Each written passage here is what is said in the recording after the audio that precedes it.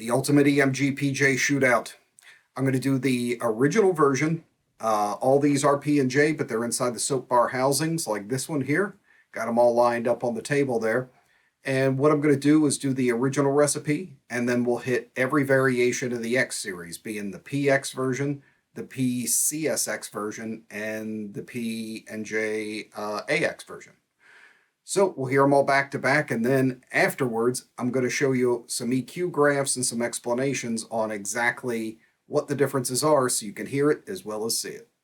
So let's get at it.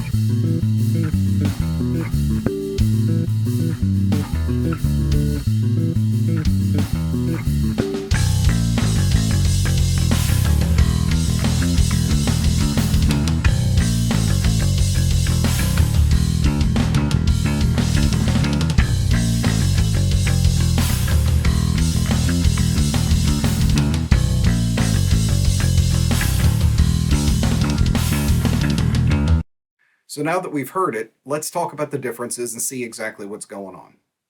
Now, the original that we have being the original PJ set, the classic, it's been around for decades and, defined the sound of Spectre and a ton of other basses.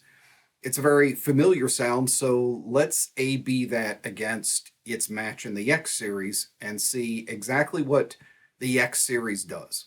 According to EMG, it gives you more headroom and it's a less compressed feel. I can say, that's something you can't really get across in a video, but that's not a lie. I can definitely feel a bit more give, and it feels a bit more in the way you would expect kind of a passive to. Not 100%, but it definitely has a little bit of that. So let's look at the other part and see, is the extended part of the range they also advertise saying more lows and extended highs happening there as well? Let's look at a graph and look at the EQ difference. So this is how you would have to EQ the original EMG PJ to get it to be like the PX series or the PJX series. You can see on here, it looks a little bit almost like it's mid-scooped, but that's not really all there is to the picture. The reason it looks that way is because you can also see there's a boost in the extended lows and highs. So that would at first make the mids seem a little recessed. It has every bit as much mid, it's just because they've extended that range, it's going to look scooped in comparison in this EQ graph. But this does give a pretty valid picture and kind of rhymes with what I'm seeing and hearing. There's definitely a bit more in the sub-lows and the extended highs. I can hear a bit more detail on top, and the undercurrent lows are definitely there as well. So it's almost as if you've got kind of the original recipe being that kind of curve where the extended highs are shaved off a little and so are the lows, and they just let those ends come up and you get the X series. Very similar tone, but much more added to it as far as the overall range and the amount of headroom. So next up, let's take a look at the difference in between the PX or the PJX and the CS version, which is the ceramic and steel. So it's a slightly different magnet setup, and let's see how that affects the overall EQ and changes up what kind of tone you get. Now, this is kind of interesting because it's not like it's just all one area. It's notch different, so it's kind of a different character. What I pick out right away is there's a hump in the lows, the sub-lows, but there's also a cut in the low mids, but then a very specific boost around 3.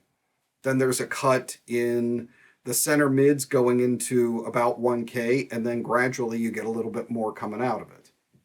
That rhymes with kind of what I heard out of it, in that, especially that 300 hump and a little bit more subdued in the upper mids, is these have a bit more thump to them. To me, they're a little warmer, a little bit of sledgehammer to go with your chainsaw, if that's a good metaphor there.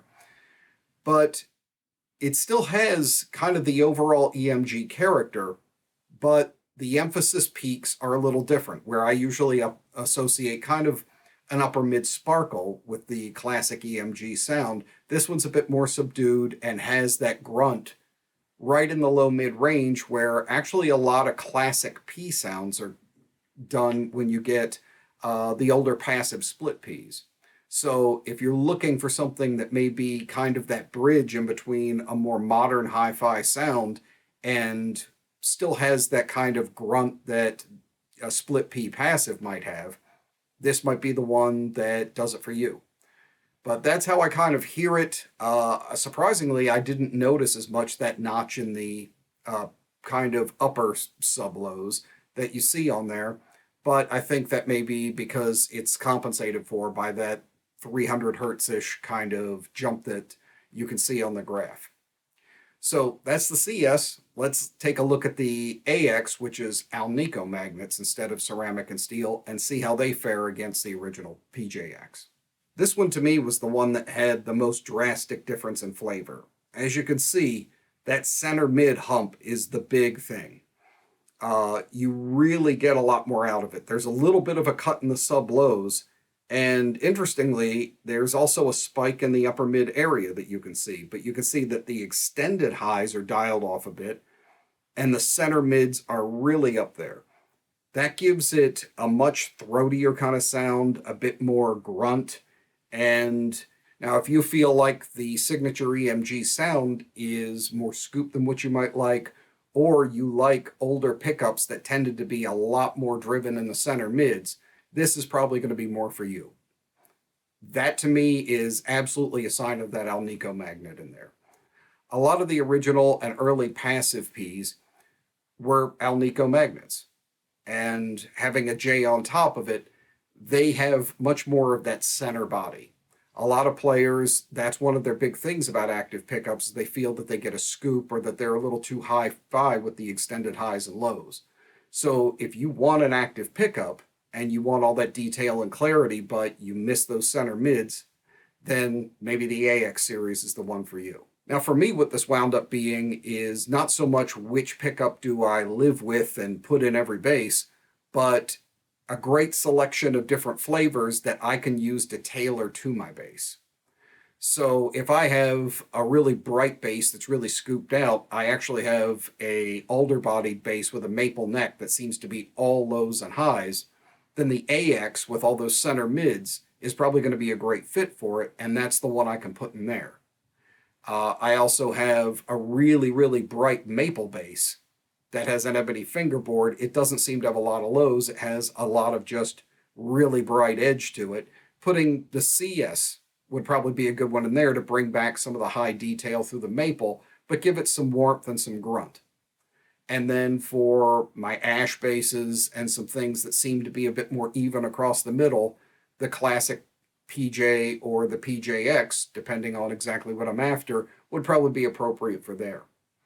So that's kind of what I got out of this, is less that there was one that I wanted or I really zeroed in on, but there were different flavors that I could use and pick to get the sound I'm really after, depending on how my instrument sounds to begin with.